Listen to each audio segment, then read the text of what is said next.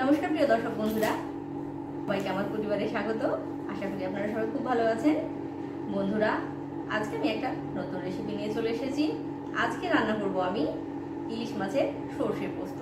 আর এর জন্য আমি নিয়েছি এখানে আমি 4টে কাঁচা লঙ্কা। এই লঙ্কাটা দিয়ে আমি পোস্ত আর সর্ষেটা আমি বেটে নেব, আর সাথে মাছটাতে আমি লবণ হলুদ মাখিয়ে নেব। এই কাঁচা লঙ্কাগুলো আমি রান্নাতে ব্যবহার করব, লঙ্কাগুলো চিড়ে ব্যবহার করব। বন্ধুরা, আপনারা আমার সঙ্গে থাকুন আর রান্নাটা আমি কিভাবে করছি আপনারা দেখুন। দিচ্ছি সর্ষের তেল,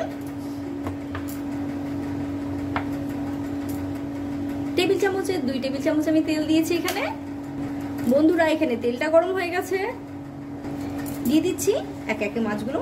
আর মাছগুলো কিন্তু আমি খুব বেশি ভাজবো না, হালকা করে ভেজে নেব।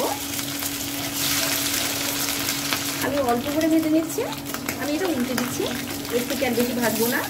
বন্ধুরা, মাছটা আমার ভাজা হয়ে গেছে, আপনারা দেখতেই পেলেন কতটুকু সময় আমি ভাজলাম। আপনাদের দেখাচ্ছি কাছের থেকে, আমি কিন্তু এটা খুব বেশি ভেজে দিইনি, দেখতে পাচ্ছেন। দেওয়ার পর কয়েক সেকেন্ড রেখেছিলাম, তারপর আমি এটা তুলে নিচ্ছি। দেখুন, খুব ভালো করে আমি এটা ভেজে নিইনি। আমি এবার বাকি মাছটা ভেজে নেব। মাছটা আমার ভাজা হয়ে গেছে, দেখতেই পাচ্ছেন আমি তুলে নিয়েছি। বন্ধুরা, এখানে দেখতে পাচ্ছেন কড়াই তেল রয়েছে, এখানে বড় চামচের 1 চামচ তেল রয়েছে, দেখতে পাচ্ছেন। বাকি তেলটার মধ্যে আমি দিয়ে দিচ্ছি কালো জিরে। এবার দিয়ে দেব হলুদ গুঁড়ো,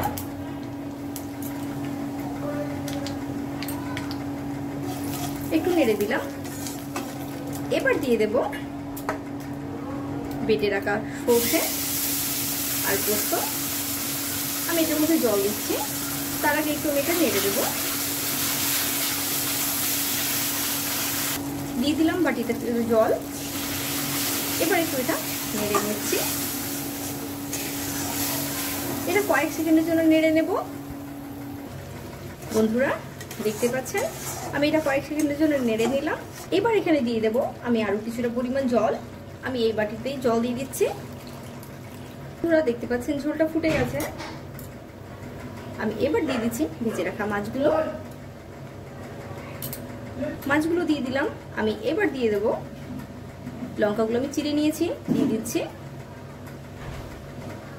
দিচ্ছি সামান্য একটুখানি সর্ষের তেল। এখানে আমি 1 চামচ সর্ষের তেল ব্যবহার করলাম। এবার আমি এটা ঢাকা দিয়ে রান্না করে নেব। প্রায় 8 থেকে 9 মিনিট মতো ঢাকা দিয়ে রান্না করে নিচ্ছি। যেহেতু মাছটা আমার সম্পূর্ণভাবে ভাজা নেই, তাই একটু আমি সময় ধরে এটা রান্না করে নিচ্ছি। আমি ঢাকা দিয়ে দিচ্ছি, আর গ্যাসের ফ্লেমটা কিন্তু আমি অবশ্যই মিডিয়াম টু লো রাখবো। বন্ধুরা, রান্নাটা আমার হয়ে গেছে, আমি গ্যাসের ফ্লেমটা বন্ধ করে দিচ্ছি। আর দেখছেন কত তাড়াতাড়ি ঝটপট রান্নাটা হয়ে গেল। গ্যাসের ফ্লেমটা বন্ধ করে দিলাম। আমি এটা এবার ঢেলে নিয়ে আপনাদের দেখাচ্ছি এটা ঠিক কিরকম হয়েছে। বন্ধুরা, দেখতেই পাচ্ছেন আমি কত সহজে কিভাবে আমি এটা রান্না করে নিলাম।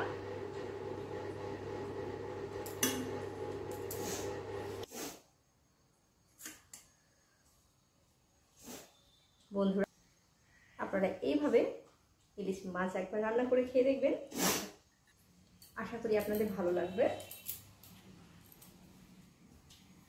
বন্ধুরা, রান্নাটা করা খুবই সহজ, খুব তাড়াতাড়ি হয়ে যায়। আপনারা দেখলেন আমি কিভাবে রান্নাটা করলাম। এভাবে রান্না করবেন, খেতে কিন্তু ভীষণ টেস্টি হয়। আর আপনাদের বলবো, যদি ভিডিওটি ভালো লেগে থাকে তাহলে কিন্তু ভিডিওটি একটু লাইক করে দেবেন।